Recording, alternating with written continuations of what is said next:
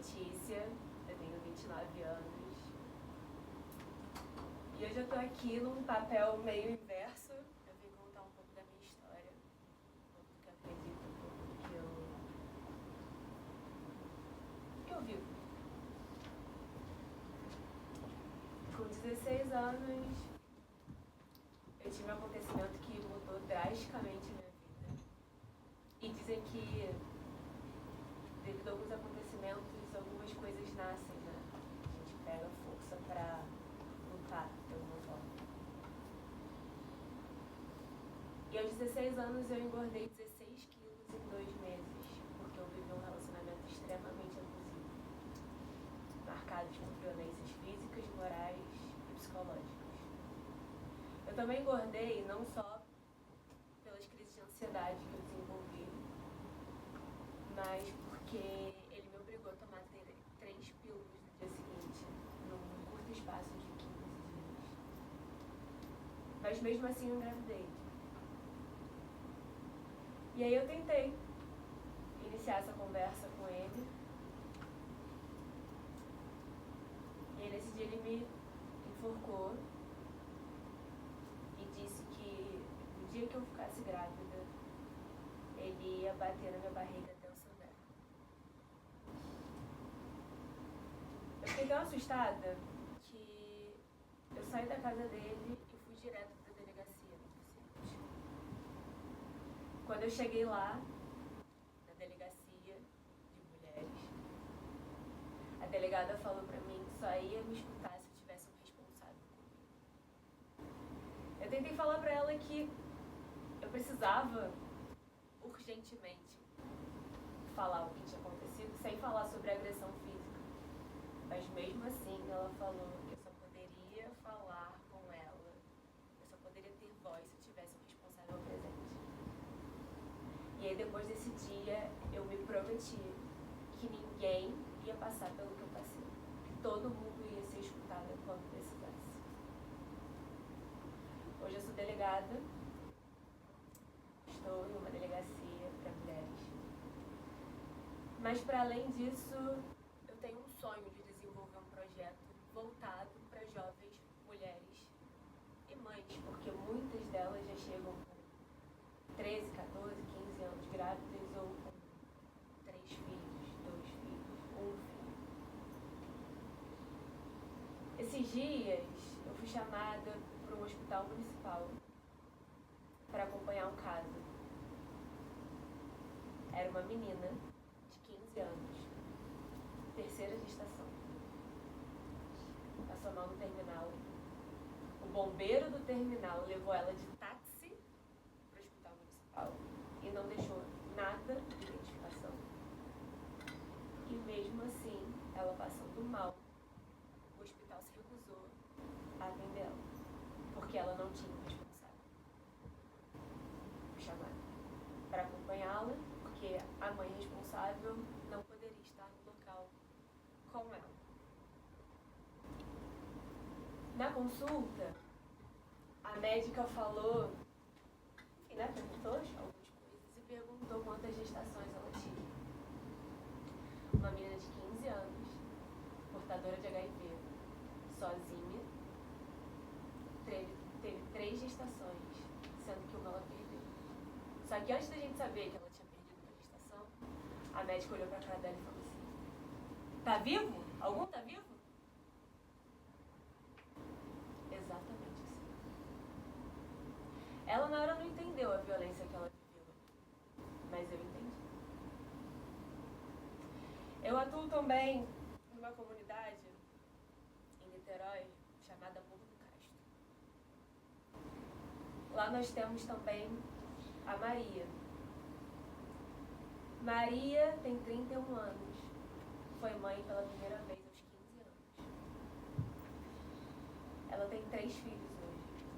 Sendo que o terceiro, todo mundo falava que ela tinha se dado bem na vida porque ela tinha engravidado de uma pessoa que tinha condições financeiras para ajudar. Ela é mãe solo, era mãe solo, né? Até então. Só que quando a criança nasceu, uma vizinha foi falar com esse cara que criança não parecia dele. Que era recomendado ela fazer um teste, ele pediu um teste de DNA para ela. E ele pediu. E realmente o filho não era dele. Eu ouvi do presidente da organização que eu trabalho que ele não esperava que ela fosse capaz de fazer isso. Mas como uma mãe, uma filha, pré-adolescente, uma criança de 6 anos e uma outra de 6 meses, poderia pensar que de repente o filho não era dele, ou como se virar se não tivesse ele. E aí a gente chega numa problemática muito grande. E para falar dessa problemática, eu queria trazer a frase que eu trouxe na semana passada para o outro grupo, que é: o amor ainda é um ideal ou já virou uma armadilha?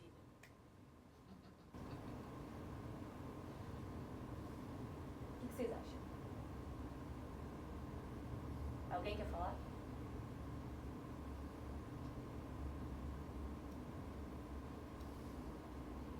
Semana passada tinha uma criança aqui. O nome dela é Rosa. Rosa é o exemplo do que eu quero fazer com que as crianças entendam. Um homem falou que amar também é perdoar. E aí, trazendo para essa problemática, nós mulheres somos treinadas para perdoar todos os atos que os homens têm com a gente. Essa é a real. Mas a Rosa falou: depende. Tem perdão, tem coisas que não dá pra gente perdoar. Uma menina de 9 anos falou isso. Como que eu consigo entrar numa comunidade pela qual, por exemplo, a filha da Maria, pré-adolescente, vai ter que cuidar do irmão de 6 meses, para fazer com que ela entenda o que a Rosa entende? A Jade, que também estava no grupo passado, ela descobriu a charada dessa frase. O amor não é um ideal e nem é para ser uma armadilha. A gente precisa entender que o amor não precisa ser conquistado. A gente ama e é amado através dos nossos atos. Só que como fazer com que meninas e mulheres, no geral, mas estou atuando hoje numa comunidade, entendam que amor é na ação quando uma menina de 15 anos dá entrada no hospital precisando de ajuda e uma outra mulher médica não consegue ajudar. E pior, quem passou o HIV para essa menina foi a mãe. A gente fala que é contaminação cruzada, né? Quando a pessoa tem e o neném acaba contraindo o vírus também. E essa mãe culpou essa menina e culpa por ela ter voltado para o mundo das drogas. A gente descobriu que ela apanha todos os dias. Ela grávida, a mãe só dá feijão para ela. Como essa menina vai entender o que é o amor?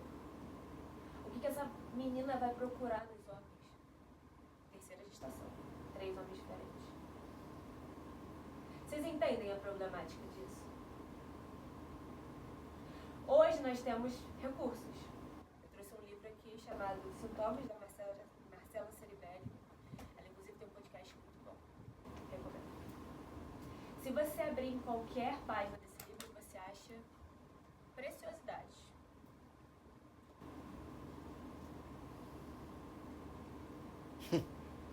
O amor mata, e mata mulheres.